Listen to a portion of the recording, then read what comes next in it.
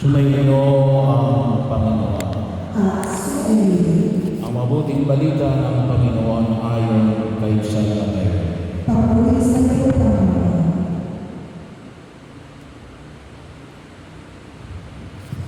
Noong panahon yung sinabi ni Jesus sa kanyang mga alagad, pag-ingatan ninyo na huwag maging pakitanda lamang ang paggawa ninyo ng mabuti. Kapag kayo na ginawa ninyo, wala kayong matatanong gantimpala buhat sa iyong amang nasa langit. Kaya nga, kapag naglilimos ka, huwag mo na ipagmakaingay ito. Katulad ng ginagawa ng mga mapagpaibabaw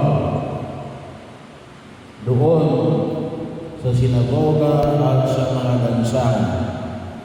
Ginagawa nila ito upang purihin sila ng mga tao. Sinasabi ko sa inyo, tinanggap na nila ang kanilang gantimpala.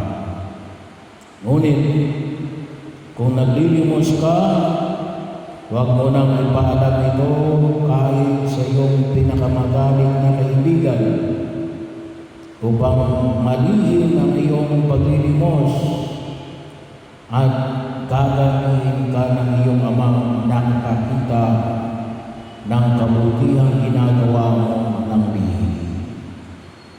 At kapag nananalangin kayo, huwag kayong tumulan sa mga mapagpaibabaw. Mahilig silang manalangin ng patayo sa mga sinagoga at sa mga panulukang daan upang makita ng mga tao. Sinasabi ko sa inyo, tinanggap na nila ang kanilang gantimpala. Ngunit, kapag mananalangin ka, pumasok ka sa iyong silid at isara mo ang pinto sa mga manalangin sa iyong amang hindi mo nakikita at gagawin ka ng iyong amang nakakakita ng kabutihan ginagawa mo ng lihim.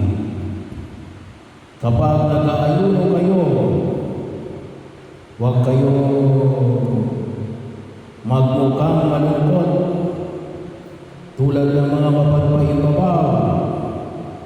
Hindi sila nag-aayos upang malaman ng mga tao na sila'y nag-aayuno. Sinasabi ko sa inyo, tinanggap na nila ang kanilang gantimpala. Kapag ikaw ay nag-aayuno, mag-ayos ka ng buhok at maghilamos upang huwag mapansin ng mga tao na nag-aayuno ka. Ang iyong amang hindi mo nakikita ay siya lamang nakakaalam nito. Siya na nakakita ng kabutihang ginagawa mo ang naglihim ang gaganti sa iyo. Ang mabuting balita